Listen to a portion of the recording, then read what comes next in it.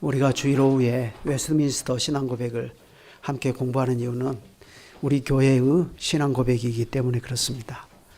신앙고백을 명문으로만 가지고 있고 실제 그 내용이 어떻게 되어 있는가 하는 것을 알지 못한다면 그것이야말로 유명무실한 것이 되겠습니다.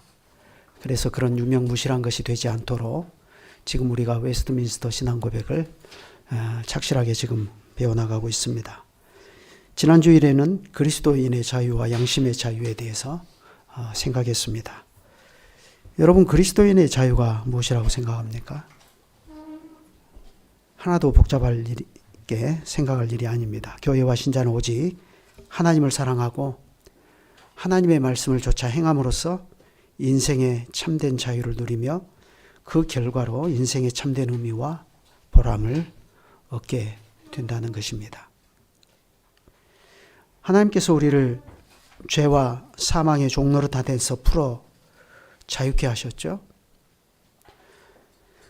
그 자유는 우리로 하여금 헛된 예배, 그러니까 우상 숭배를 버리고 하나님께 돌아와서 사시고 참되신 하나님만을 예배하면서 섬기고 살라고 그러한 자유를 주신 것입니다. 그러니까 이 자유는 삼위일체 하나님과 하나님만을 섬기기 위한 매우 적극적인 의미의 자유입니다. 거기에 매이는 자유입니다. 그러니 우리는 이 자유를 방종으로 생각하면 안 될 것입니다. 그래서 우리가 이제 다음으로 오늘 생각하게 될 신앙고백의 내용은 경건한 예배와 안식일에 관한 부분입니다. 하나님께서 우리에게 주신 자유의 가장 핵심적인 것이 바로 이 경건한 예배와 안식일을 잘 지키고 살아가도록 하는 것에 있는 까닭입니다. 오늘은 1절부터 3절까지만 생각해 보겠습니다. 먼저 1절을 한번 같이 낭독해 보실까요? 시작. 본성의 빛은 한 분 하나님 곧 만유의 주제와 통치자이시며 선하시고 만물의 선을 행하시는 하나님이 계시므로 우리가 마음을 다하고 목숨을 다하고 힘을 다하여 그분을 경외하고 사랑하며 그분께 찬송과 기도를 드리고 그분을 신뢰하면서 섬겨야 한다는 것을 보여줍니다. 그러나 참되신 하나님께서 받으시는 예배의 그분께서 친히 제정하여 주셨고 그분께서 친히 계시하신 뜻에 의하여 한정되었습니다. 이는 사람의 상상이나 고안 혹은 사탄의 제안을 따라서 눈에 보이는 어떤 형상으로나 성경에 규정되지 않는 다른 어떤 방식으로 하나님께 예배를 드리지 않도록 하기 위한 것입니다. 자, 이게 이제 종교개혁 당시에, 물론 16세기지만 종교개혁 당시에 만들어진 신앙 고백이기 때문에 그 당시에 크게 이슈가 되었던 내용들을 배경으로 하는 이런 고백입니다. 여기서는 두 가지를 말하죠. 첫째는 우리의 본성의 빛이 우리 스스로에게 보여주는 것이 무엇이냐 하는 것인데, 우리의 본성의 빛이 보여주는 것은 만유의 주와 통치자이시며 선하신 한 분 하나님이 계신다. 따라서 인생은 마땅히 이 하나님을 사랑하고 신뢰하면서 그분을 섬기고 그분께 예배를 드리며 살아야 된다 하는 것을 첫째로 이야기합니다. 그리고 둘째는 그러면 이 하나님을 예배할 때 어떻게 예배를 드려야 되느냐 하는 예배의 방법 혹은 방식에 관한 것입니다. 그것은 하나님께서 친히 제정하여 주셨다는 것입니다. 하나님께서 제정하여 주신 것에 한정된다 하고 아예 못 박아버리죠. 심지어 예배를 우리의 상상이나 고안을 따라 하면 안 된다 했고, 더 나아가 혹은 사탄의 제안을 따라서 눈에 보이는 어떤 형상으로나 성경에 규정되지 않는 다른 방식으로 하나님께 예배드리지 않도록 해야 된다, 그렇게 말합니다. 이건 다 로마 교회의 잘못된 예배를 빗대어서 하는 얘기입니다. 우선 첫째 내용을 보아보실까요? 우리의 본성의 빛이 보여주는 것, 그게 뭔가요? 다시 한번 보면 만유의 주와 통치자이시며 선하신 한 분 하나님이 계시는데, 인생은 마땅히 이 하나님을 사랑하고 신뢰하면서 그분을 섬기고 예배를 드려야 한다 하는 것입니다. 사도 바울이 로마서 1장에서 그 사실을 엄연히 이렇게 말하고 있지 않습니까? 로마서 1장 20절부터 25절을 제가 읽겠습니다. 창세로부터 그의 보이지 아니하는 것들 곧 그의 영원하신 능력과 신성이 그가 만드신 만물에 분명히 보여 알려졌나니 그러므로 그들이 핑계하지 못할지니라. 하나님을 알되 하나님을 영화롭게도 아니하며 감사하지도 아니하고 오히려 그 생각이 허망하여지며 미련한 마음이 어두워졌나니 스스로 지혜 있다 하나 어리석게 되어 썩어지지 아니하는 하나님의 영광을 썩어질 사람과 새와 짐승과 기어다니는 동물 모양의 우상으로 바꿨느니라. 그러므로 하나님께서 그들을 마음의 정욕대로 더러움에 내버려 두사 그들의 몸을 서로 욕되게 하셨으니 이는 그들이 하나님의 진리를 거짓 것으로 바꾸어 피조물을 조물주보다 더 경배하고 섬김이라. 주는 곧 영원히 찬송할 이시로다. 아멘. 자, 여러분이 잘 알고 계시듯이 하나님께서 우리에게 자신을 계시하여 주신다 하는 것 자체가 복음인데, 하나님께서 우리에게 자신을 계시하여 주실 때는 두 가지 방식으로 계시하여 주십니다. 일반 계시와 특별 계시가 있습니다. 그 중에 일반 계시, 그 부분에 대한 것인데요. 하나님께서는 만물을 통하여서 하나님 자신을 계시하여 주십니다. 그것을 로마서의 언어로 바꾸면 창세로부터 하나님의 영원하신 능력과 신성이 그 만드신 만물에 분명히 보여 알게 된다 하는 것 아닙니까? 하나님께서는 만물을 통하여 그리고 무엇보다도 사람의 본성을 통하여 하나님의 어떠하심과 능력을 계시하십니다.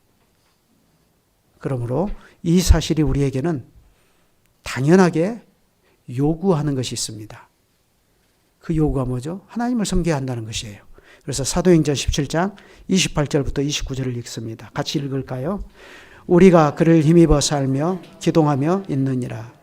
너희 시인 중에도 어떤 사람들의 말과 같이 우리가 그의 소생이라 하니 이와 같이 신의 소생이 되었은즉 신을 금이나 은이나 돌에다 사람의 기술과 고안으로 새긴 것들과 같이 여길 것이 아니니라. 하나님께서는 친히 창조하신 세상을 유지, 보존하여 주십니다. 그것을 위해서 하나님은 우리에게 생명과 호흡과 만물을 주시는 분으로 자신을 계시하여 주십니다. 바로 이 점에서 하나님은 창조주와 대주제가 되십니다. 더 나아가 하나님은 모든 선의 원천이 되십니다. 그러므로 마땅히 신의 소생이라 일컫는 우리 사람들은 어떻게 해야 됩니까?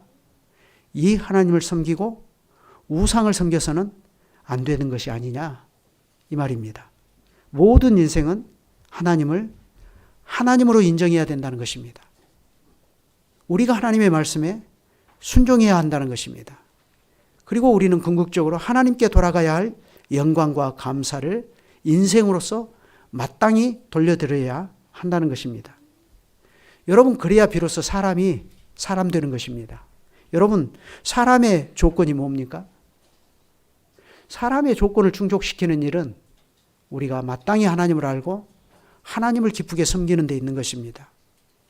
왜냐하면 사람은 본디 하나님을 이처럼 하나님으로 바르게 알고 마음으로 사랑하고 영원한 복락 가운데서 그와 함께 살고, 그래서 하나님께 찬양과 영광이 되는 그 일을 위해서 하나님께서 사람을 하나님의 형상으로 지으신 까닭입니다. 하델베르크 요리문답 육문 아닙니까? 그래, 그 일을 위해서 하나님께서는 지금도 우리 인생들에게 생명과 호흡을 주십니다. 더 나아가 하나님께서는 그 일을 위하여서 지금도 역사를 주관하고 계십니다. 그러니까 이러한 하나님이 없는 인간과 세상은 생각할 수 있습니까? 없습니까? 이러한 하나님이 없는 인간이나 세상은 생각할 수조차 없는 것입니다. 이러한 하나님의 뜻을 떠나버린 인생과 역사는 생각할 수 없고, 이러한 하나님의 영광이 충만한 목표를 벗어난 인생의 활동과 역사의 사건들은 실제로 아무런 의미가 없는 것입니다. 태초에 하나님께서 사람을 하나님의 형상으로 지으시고 친히 낮아지셔서 사람과 언약을 맺으신 뜻은 바로 이러한 숭고한 목적을 위한 일입니다. 여러분, 사람은 한낱 피조물에 불과하지 않습니까? 그런데 그런 피조물에 불과한 인생이 창조주이시고 모든 선의 원천이신 하나님을 가까이 할 수 있게 하신 것은 언제든지 사람에게 지극히 큰 복이 아닐 수가 없어요. 그러한 인생이 하나님의 뜻을 깨달아서 그 뜻을 이루고 살 수 있게 되었다 하는 것은 사람에게 진정으로 영광스러운 일이 아닐 수가 없습니다. 사람의 면류관이 그겁니다. 그러니 사람은 이러한 하나님을 가까이 해서 하나님께 경배를 드리는 것이 마땅하고 마땅한 것입니다. 더욱이 하나님께 자기 사정을 아뢰며 하나님의 영광을 찬송하고 하나님의 뜻에 자기를 다 드리며 사는 것은 진실로 사람이 이 세상에서 누릴 수 있는 지복이며 그것은 오직 하나님의 사랑으로 말미암는 것입니다.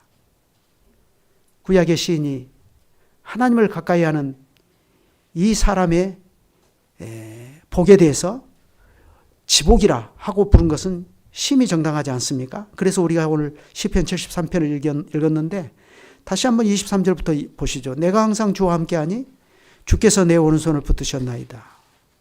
주의 교훈으로 나를 인도하시고 후에는 영광으로 나를 영접하시리니 하늘에서는 주 외에 누가 내게 있으리요. 땅에서는 주밖에 내가 사모할 리 없나이다. 내 육체와 마음은 쇠약하나 하나님은 내 마음의 반석이시여 영원한 풍기디시라. 무릇 주를 멀리하는 자는 망하리니 음녀같이 주를 떠난 자를 주께서 다 멸하셨나이다. 하나님께 가까이함이 내게 복이라. 내가 주 여호와를 나의 피난처로 삼아 주의 모든 행적을 전파하리이다. 시인이 고백한 이러한 점들을 우리가 생각해 볼 때 이러한 하나님을 바르게 알지 못하고 정당하게 섬기지도 않는 인생들에 대한 사도의 준엄한 책망은 당연한 것입니다. 그들에 대한 사도의 책망이 뭐죠? 하나님의 진노가 모든 불의로조차 하늘로부터 임하고 있다 하는 것입니다.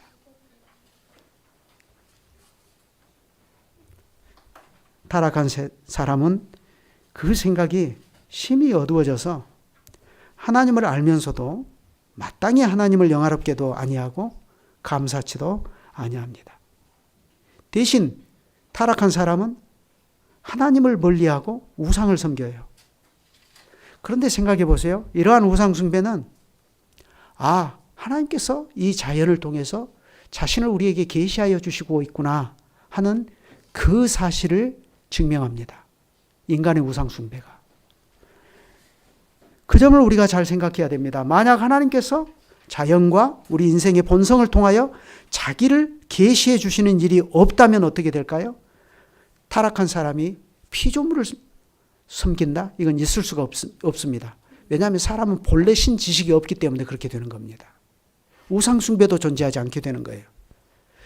자연과 본성을 통하여서 하나님을 우리에게 계시하여 주시는 그 사실이 있기 때문에 당연히 사람의 본성에도 하나님을 알만한 것이 있습니다. 그런데 타락한 사람은 하나님을 알만함에도 불구하고 정당하게 알지 못합니다. 그래서 그들은 기껏해야 하나님께 돌아가야 할 예배를 누구에게 돌리는 거죠? 피조물에게 돌리는 것입니다. 그런데 바로 이것이 여러분이 생각하는 것처럼 인생의 진정한 어둠이고 그 어둠의 정체입니다.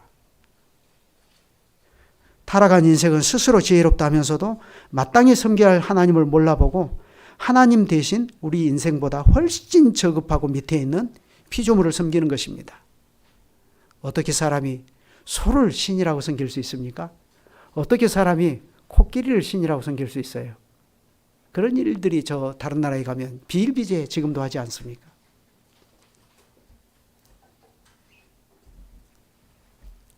그러니 이러한 세상과 이러한 인생들에 대한 하나님의 진노가 폭풍우처럼 지금도 죄인들을 위해 내리고 있고 이 죄악된 세상 위에 쏟아지고 있다 하는 사도의 진단은 참으로 옳습니다.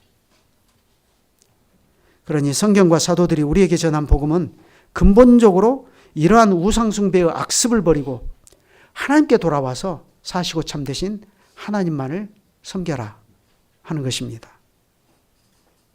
그래 이러한 하나님의 섬김, 이건 거룩한 예배를 빼놓고는 말할 수가 없습니다.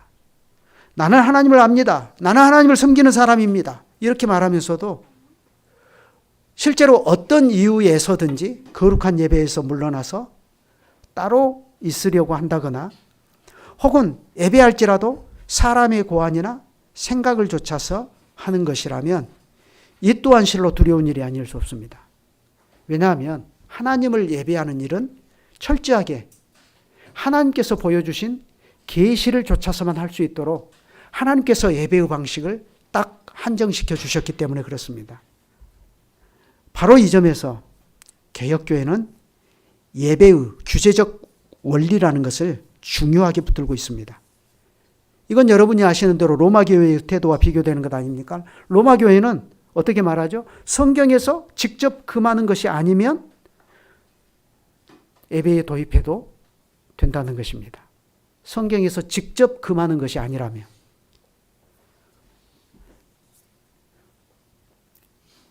반면에 개혁교회는 그렇게 말하지 않습니다. 개혁교회에서는 하나님의 말씀에서 명하는 방식으로만 예배할 수 있다. 이렇게 말합니다. 하이델베르크 요리문답 97문에 그 사실이 잘 명시되어 있지 않습니까? 거기 요약되어 있죠. 제2계명에서 하나님께서 원하시는 것은 무엇입니까? 다 같이 읽죠. 어떤 형태로든 하나님을 형상으로 표현하지 않는 것이고 하나님이 그의 말씀에서 명하지 아니한 다른 방식으로 예배하지 않는 것입니다. 여러분 어떤 근거에서 요리문답이 이렇게 말하는 거죠? 그것은 하나님께서 모세를 통하여 모압 평지에서 가나안 땅에 들어가는 이스라엘 백성에게 하신 말씀을 잘 보면 알 수 있습니다. 신명기 12장 32절이 거기 있죠. 내가 너희에게 명령하는 이 모든 말을 너희는 지켜 행하고 그것에 가감하지 말라. 하나님께서 명령하는 말을 지켜 행하고 거기에 더하지도 말고 빼지도 말아라. 이렇게 말하는데 이 말이 지금 어떤 맥락에서 하시는 말씀이냐면은 가나안 땅에 있는 모든 우상들을 제거하고 하나님이 택하신 곳에 성전을 세워서 하나님께서 정해 주신 방식대로 제사를 드려야 하는 이 맥락에서 지금 하시는 말씀입니다.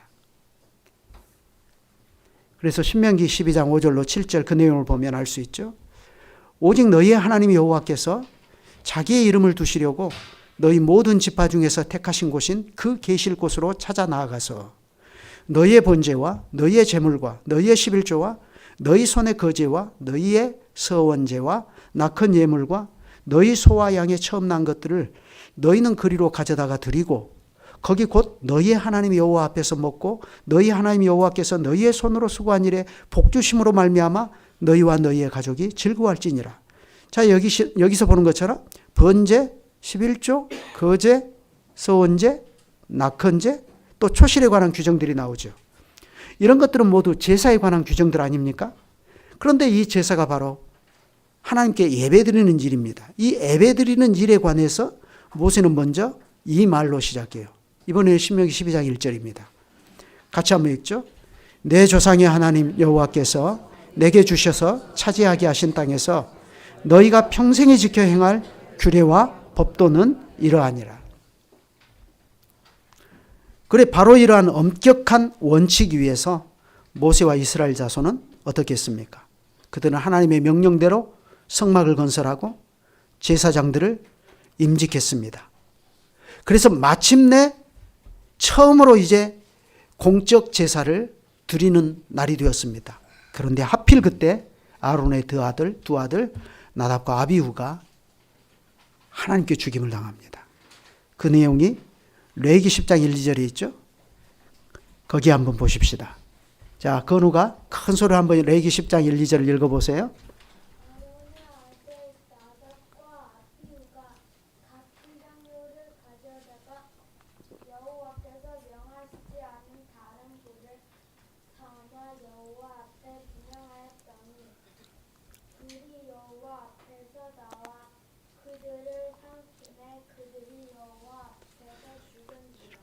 자, 건우 이걸 읽으면서 좀 무서운 생각이 들어요? 아니면 뭐 그랬는 모양이다 하고 그냥 덤덤해요? 예, 하나님께서 명하시지 않은 다른 방식으로 예배하면 이렇게 잘못될 수도 있다. 사람이 죽을 수도 있구나. 그런 생각이 들죠? 그래요. 나답과 아비후가 죽었습니다. 왜 그렇죠? 그들은 여호와께서 명하시지 않은 다른 불을 가져다가 제사하려고 했기 때문입니다. 그래 여기에 명하시지 않은 이 말과 다른 이 말이 뭘 얘기하고 있습니까? 예배의 규제적 원리를 잘 보여줍니다. 예배에 대해서 하나님이 규제하고 계시는 거예요. 하나님께 예배해라 하면서 그러면 어떻게 예배할까요? 그건 너희들이 알아서 하고 중요한 것은 예배를 드리는 것이다. 예배의 방식은 너희들이 알아서 해라. 이게 아니고 하나님께서 예배의 원리까지도 다 규제하셔요. 그래서 이런 것들이 예배의 규제적 원리를 잘 보여주셔요. 그래 우리는 이 사건과 관련해서 여호와께서 모세를 통해서 아론에게 말씀하시는 내용을 깊이 생각해 볼 필요가 있습니다. 아론은 자기 아들 나답과 아비후가 죽었지 않습니까? 그러니까 얼마나 그 심정이 참담하겠어요. 그렇죠? 예. 이건 뭐 자식을 먼저 떠나보낸 부모의 심정이 돼봐야 알죠.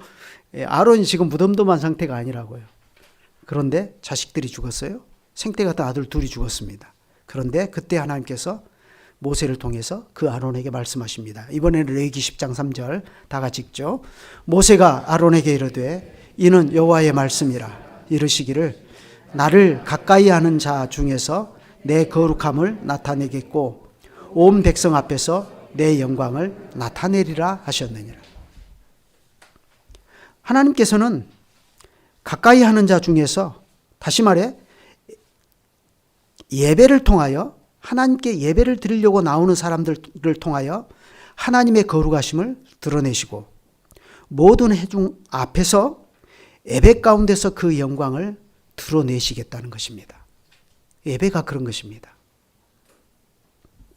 우리의 예배가 오직 하나님께서 내신 법을 좇아서 이루어질 때에만 하나님께서는 그 거룩하신 영광을 예배하는 회중 가운데 드러내십니다. 이것이 거룩함의 가장 근본적인 의미입니다. 여러분, 하나님은 하나님이시지 않습니까? 오직 하나님께서 친히 먼저 우리에게 오시고 우리를 가까이 부르시는 일이 있어야 하고 바로 그 터에서만 우리는 하나님의 부르심을 받들어서 하나님께 가까이 나아갈 수 있습니다. 그런데 안타깝게도 오늘날 이 교회의 현실들을 보면 부흥주의에 많이 몰두해서 말씀은 바르게 전하려고 하면서도 예배는 그 시대의 유행을 따라 살려고 하는 일들이 상당히 많습니다. 그런 점에서 우리 교회는 하나님께 어떻게 예배를 드려야 되는가? 하나님께서 예배의 규제적 원리들을 우리에게 잘 가르쳐 주셨기 때문에 그것을 잘 살피고 그 원리에 따라서 하나님께 예배를 드려야 됩니다. 그래야 하나님께서 자기 영광을 회중 가운데 나타내시겠다 하는 것입니다. 그래서 그 다음 2절입니다. 그러면 이 규제적 원리 가운데 가장 중요한 것이 뭐냐 하는 거예요.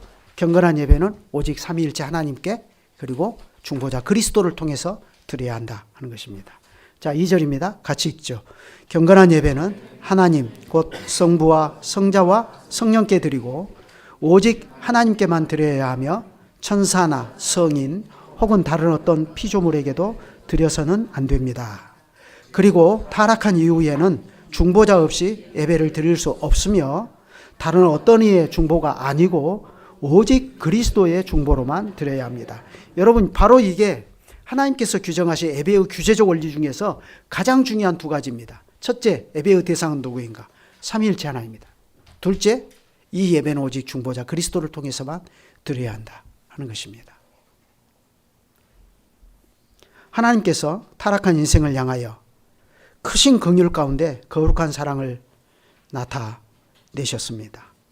그렇게 함으로써 인생이 다시금 하나님께 가까이 나아갈 수 있는 길이 열리지 않았습니까? 여러분, 이게 바로 하나님의 구원인데 바로 이 구원의 사실에서 하나님은 삼위일체 하나님이시다 하는 사실이 찬란하게 드러났습니다.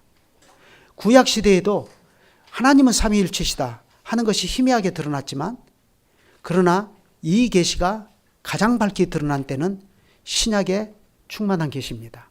예수 그리스도를 통하여 하나님께서 약속하신 이 구원을 충만하게 이루신 때입니다. 성부 하나님께서 성자 하나님을 참 사람으로 보내셨습니다. 성자 하나님께서 성부의 인생 사랑하시는 거룩하신 뜻을 조차 십자가에 나아가셨습니다. 성령 하나님께서 그리스도의 영이 되셔서 이제 예수 믿는 우리 안에 오셔서 내주하십니다. 그런 까닭에 우리는 그리스도를 통하여 그리스도의 영이신 성령 안에서 그리스도의 아버지께 나아갈 수가 있게 되었습니다. 하나님께서 범죄한 아담과 하와를 에덴 동산에서 쫓아내실 때에 에덴 동편에 두루도는 그룹들과 화영검을 두어서 하나님께 나오는 길을 차단해 버리셨죠. 그 길을 그리스도께서 다시 여셨는데, 그래서 우리가 하나님께 나아갈 수 있는 길이 활짝 열리게 되었는데, 그 일을 삼위일체 하나님께서 합심하셔서 이루신 것입니다. 그런 까닭에 우리는 오직 그리스도를 통하여 그리스도의 영이신 성령 안에서 그리스도의 아버지께 나아갈 수 있습니다. 그리스도께서 우리를 대표하고 대신하는 대제사장으로서 자신을 흠없고 온전한 제사로 하나님께 단번에 그리고 영원히 드리신 후에 먼저 하늘의 지성소에 나가셨습니다. 그렇기 때문에 우리는 성령과 말씀을 통하여 그리스도와 연합되어서 그리스도 안에서 제사장들로서 하늘 지성소에 좌정하신 하나님께 가까이 나아갈 수 있습니다. 그러므로 우리의 예배는 성자를 통하여 성령 안에서 성부께 나아가는 것입니다. 마찬가지로 우리의 예배는 참 사람이신 그리스도와 연합되어서 참 하나님이신 성자께 나아가는 것입니다. 그러므로 성부께 찬송을 돌리듯이 성자와 성령께도 동일한 찬송을 돌려드림이 마땅합니다. 성자께 경배와 감사를 돌리듯이 성부와 성령께도 동일한 영광을 돌려드림이 마땅합니다. 그러니 교회가 예배에서 사용하는 찬송 하나도 하나님께서 정하신 예배의 규제적 원리를 좇아서 이 찬송을 부르려고 해야 됩니다. 그래서 하나님께서 대대의 교회에 주신 찬송이 있죠. 시편 찬송. 그리고 신령한 노래들인데 그 신령한 노래들은 하나님의 말씀의 전체적인 가르침과 그 교리에서 벗어남이 없어야 됩니다. 그리고 주 예수 그리스도와 하나님의 나라에 관한 것들을 풍성하게 드러내는 찬송이어야 됩니다. 복음성가? 그건 혼자 집에 있을 때 부르셔도 됩니다. 그러나 예배 시간에는 곤란합니다. 그래 우리는 하나님께 기도를 드릴 때도 이렇게 그리스도의 이름으로, 중보이신 그리스도의 이름으로 하나님께 기도하고 나갑니다.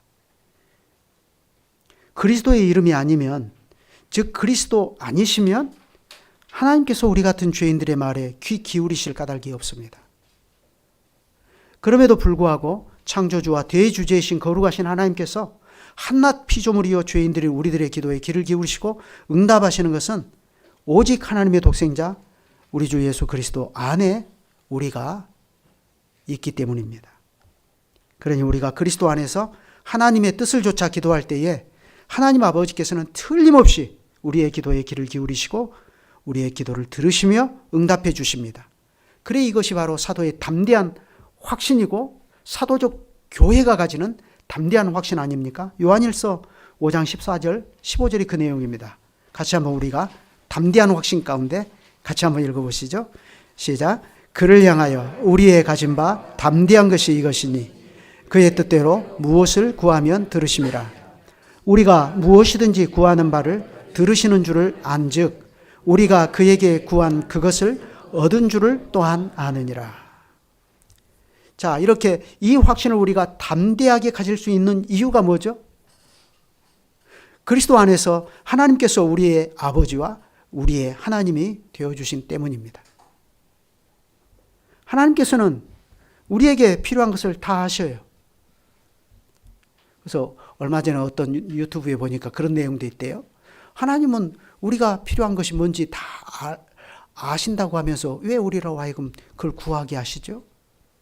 이게 이제 아주 초보적인 신앙 가운데 있는 사람들이 던지는 질문 아닙니까? 여러분은 거기에 대해서 어떻게 답하실 수 있어요? 하나님이 다 아시는데 뭘 우리한테 구하라고. 아시니까 그냥 주시면 될 텐데. 왜 그렇죠? 하나님께서는 다 아심에도 불구하고 우리로 하여금 그리스도 안에서 기도하라 하신 이유는 우리로 하여금 기도를 통하여 하나님과 더욱 가까운 교제 가운데 나아가서 하나님의 거룩하심과 선하심을 우리가 더욱더 친근하게 맛보며 살게 하시려고 그렇게 하신 것입니다. 기도가 하나님과 우리의 사귐이라는 사실을 아셔야 됩니다. 바로 이것이 하나님을 즐거워하는 일이지 않습니까? 우리가 무엇을 하나님께 구할지라도 그건 결국 우리의 기도를 들어주시고 응답하시는 하나님을 즐거워하기 위함입니다. 그 점에서 기도의 중요한 요소는 하나님을 찬송하는 일이고 하나님께 감사하는 일이에요. 사실 기도는 하나님의 영광을 찬송하는 것으로 시작해서 그 영광을 송축하는 것으로 끝나요. 주기도문의 구조를 보면 너무나 잘 알 수 있지 않습니까? 하늘에 계신 우리 아버지. 왜 하나님을 아버지라 부르는데 하늘에 계신이라고 말하죠? 하나님이 어떤 분이신가? 우리를 초월하여 높이 계신 하나님. 그 하나님을 마땅히 하나님으로 인정하고 그 영광을 찬송하라는 거 아니에요? 그래서 마무리는 어떻게 되죠? 대개 나라와 권세와 영광이 아버지께 영원히 있사옵나이다 하는 찬송으로 마무리되는 거예요. 그래 우리는 여기서 기도가 뭔지 더 잘 알 수 있지 않습니까? 기도는 하나님을 전부로 알고 하나님만 모시고 하나님께서 기뻐하시는 세계가 드러나게 하는 것입니다. 그래서 기도의 진짜 내용은 뭐죠? 하나님께서 원하시는 것을 내 마음의 소원으로 삼아서 그걸 하나님께 구하는 것입니다.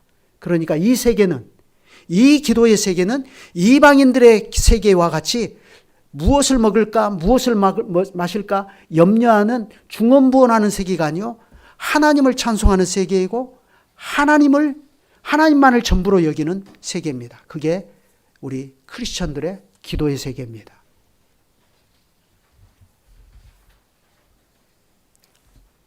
예배의 다른 요소들도 이런 것과 근본적인 내용을 함께 가지고 있습니다. 그래서 3절을 보십시다. 3절 같이 한번 읽죠. 감사함으로 드리는 기도는 경건한 예배의 특별한 한 요소로서 하나님께서 모든 사람에게 요구하시는 것입니다. 하나님께서 받으시는 기도가 되려면 성자의 이름으로 드리되 성령의 도우심을 받아 하나님의 뜻을 따라서 드려야 하며 깨닫는 마음과 경외심과 겸손과 열심, 믿음과 사랑 그리고 드려야 합니다. 소리내어 기도할 경우에는 그거 잘못됐네요. 알아들을 수 있는 언어를 사용해야 됩니다.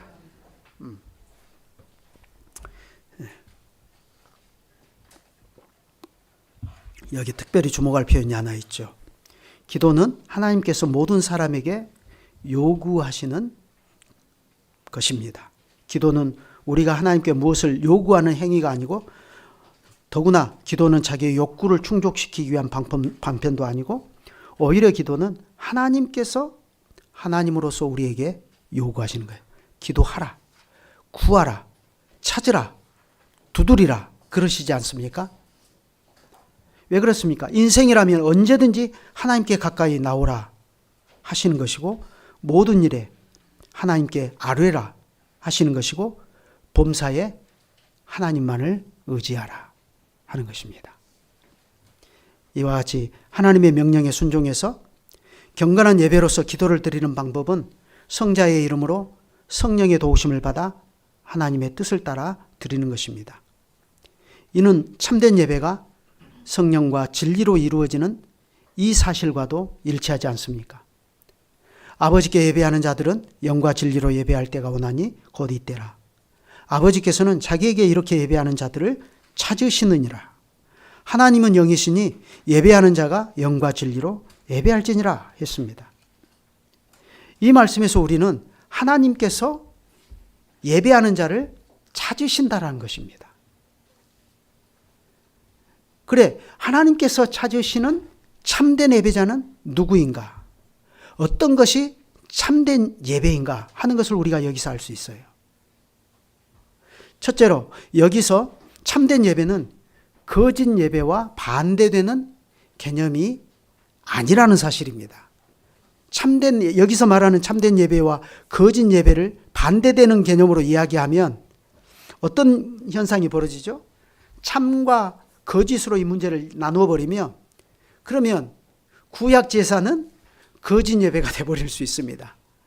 구약에 이렇게 예배했는데 그건 거짓 예배고, 이제 참되게 하나님께 예배하는 시대가 온다, 이렇게 말씀하시는 것으로 이해하게 되기 때문에 이건 참 예배와 거짓 예배의 반대 개념이 아니고, 그러면 무슨 말이냐? 이 참된 예배는 구약의 제사가 그림자와 모형으로 내다보았던 예배의 참된 실체, 곧 참된 예배에 관한 말씀이라는 것입니다. 그러니까 구약 예배는 거짓 예배고 신약 예배가 진짜 예배다, 이게 아니고 구약 예배가 그림자와 모형으로 제시했던 것을 이제 참되게 이루는 예배의 실체가 온다는 것입니다. 그래 바로 이 참된 예배는 성령과 진리로 드리는 것이라 하고 가르쳐 줍니다.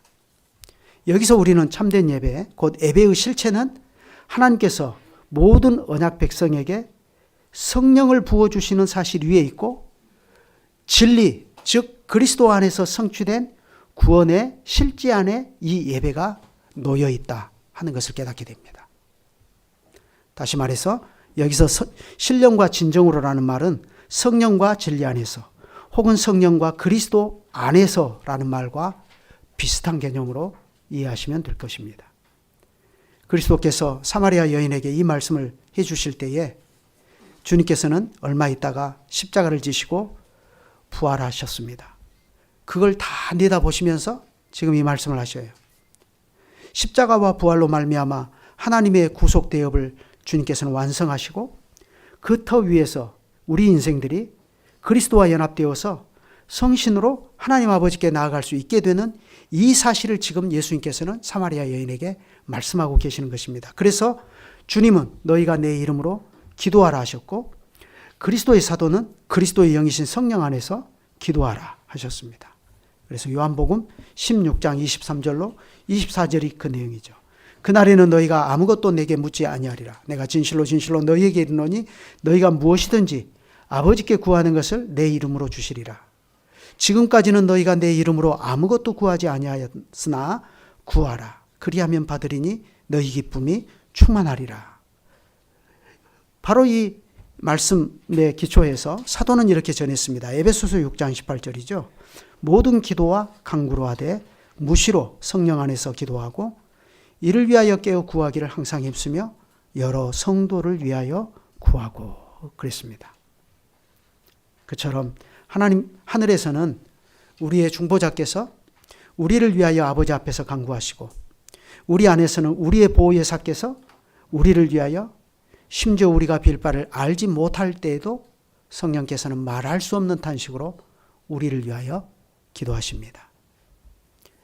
로마서 8장 26절부터 29절이 그 사실을 말하고 있지 않습니까? 성령께서 하나님의 뜻대로 이처럼 성도를 위하여 간구하시는데, 하나님의 뜻은 거기 29절에 분명히 나타나 있는 대로 우리가 그리스도 안에서 하나님의 자녀가 되는 것이고, 그리스도와 연합한 교회로 서서 나아가는 것입니다. 주님은 우리가 거룩한 교회로 서서 나가도록 지금도 하늘에서 우리를 위하여 기도하십니다. 그러므로 우리의 기도는 성령과 그리스도께서 드리는 간구와 일치하는 것이 되어야 합니다. 이것이 우리가 그리스도의 몸과 지체로 세움을 받은 뜻이고, 이것이 그리스도의 영이신 성신의 인도를 늘 받아가면서 살아가는 것입니다. 그 태도로 우리는 하나님께 기도하고 하나님께 나와서 예배를 드려야 하는 것입니다. 기도하시죠. 하늘에 계신 거룩하신 우리 아버지, 우리에게 참된 예배가 무엇인가 하는 것을 가르쳐 주셔서 감사를 드립니다. 우리는 타락한 인생들이라 나름대로 하나님을 알고 하나님을 섬기며 하나님께 예배를 드린다 하면서도 여전히 사람의 생각과 사람의 고안으로, 심지어 무엇을 알지 못하고 사탄의 고안을 따라서, 사탄이 제안하는 방식을 따라서 하나님께 예배를 드릴 수 있는 지극히 연약한 인생들이 옵니다. 그러한 저희들에게 예배의 규제적 원리를 가르쳐 주시고, 오직 하나님께서 가르쳐 주신 원리에 따라 중보자 그리스도에 의지하여서 삼위 하나님께 기도하며 찬송하며 예배를 드리고 나오도록 하여 주셨습니다. 그러니 이 사실을 우리가 깊이 깨닫도록 하여 주시고, 사람의 눈으로 볼 때는 예배가 보수적으로 보이고 답답하게 보이는 일들이 흔히 있을지라도, 그러나 저희가 하나님께서 가르쳐 주신 예배의 규제적 원리를 따라 하나님께 예배하는 일에 소중한 가치를 생각할 수 있도록 하여 주시고, 그렇게 주님께 참되게 예배하는 자들이 되기를 언제든지 힘쓰며, 더 나아가 이 교회가 그렇게 삼위 하나님만을 참되게 예배하는 교회로 계속해서 서나가게 하시고, 저희들은 그리스도의 기도와 우리 안에서 탄식함으로 기도하시는 성신의 기도를 따라서 이러한 교회의 지체로 더욱 힘있게 붙어서 살아가게 하시옵소서. 주 예수 그리스도의 이름으로 기도드립니다. 아멘.